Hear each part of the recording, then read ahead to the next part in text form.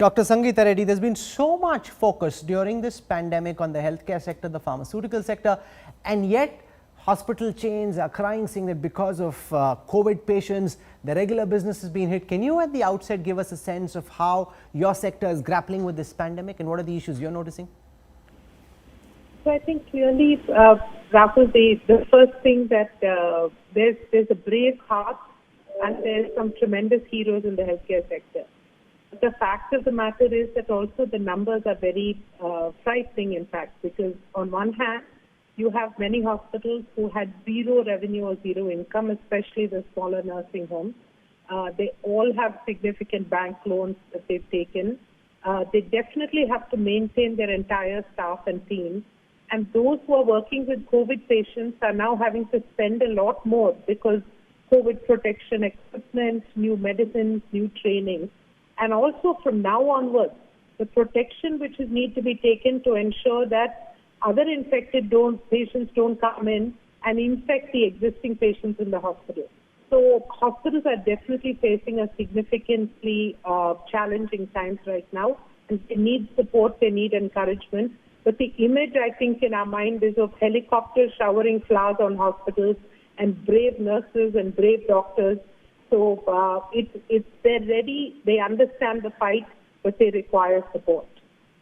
Okay, so what kind of support is required? We'll get to in just a moment. But before that, I want to go across to Harshpati Singhania and understand for the entire JK Group, and since there's so many diversified portfolios that you deal with, and also especially for the paper industry, what are the kind of problems you are noticing and how are you dealing with them during the period of the pandemic? Mr. Singhania. Hi Rahul, thanks for having me on this show. Basically the issue, as my colleagues have said, is that everything came to a standstill. So actually there was no manufacturing across all our businesses, barring a couple of businesses which were in essential services. And which is true not just for our group, for all of India. So I don't think anybody has ever had a situation when every manufacturing activity has virtually come to a standstill. Now, be that as it may, so today you have industry which has overheads, which have costs, and with zero revenue, how do you manage that? So that is the real issue. Along with this, really we have to now, you talked about lockdown 3.0, let me rephrase it to say it is opening up 3.0 now, which is the good news. And therefore, we now need to see how are we going to get businesses back to an even keel. We have already started, for example, some units in our group. The issue, Rahul, is that starting up a manufacturing enterprise is somewhat easier than the front end, which is the selling side. So really what we need at this point is how do we create demand and how do we generate demand? And number two, how do we bring confidence amongst people, consumers, society, all of us, you and me, that it is okay and we need to get back. Because one aspect, if I may say, is that even after the lockdown is over and even after these 2 weeks, when you and I step out onto the streets, it's not that the coronavirus is gone. It is not something which is going away. So we'll have to live with it. And within this environment, how do we normalize economic activity and our lives? Ms. Nandalal Kidwai, in a global context, how badly hit is the Indian economy when compared with other countries and especially those in the relatively similar weight category? We've had the most stringent lockdown, and that also means that the economy has been shut more so than elsewhere.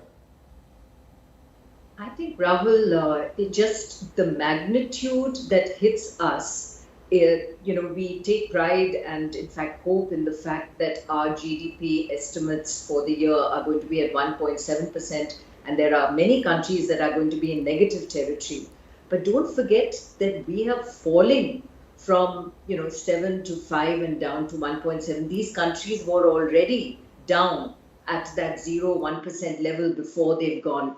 So the magnitude of fall for a country like ours is actually more of a worry. I would just say that the lockdown has been a great success in terms of what it set out to achieve. The challenge now is to make sure that we can get industry up and running at the earliest. And you've heard some great observations by my colleagues, both supply side and demand side. And I would only just say that as we look at this, there's a FICCI study which has just a survey which suggests that 60% of industry believes it will take 9 months to get back to normalcy, and the balance 40% are at 1 year. So, what we have to try and do is to ensure that we can shorten the period by which industry gets back to normalcy. And for that, it is going to require a Herculean but highly achievable challenge if government and industry work together. But the fact that support is needed, it is needed today, whether by MSMEs or by large industry, is a given. And the sooner we can get this going, the better.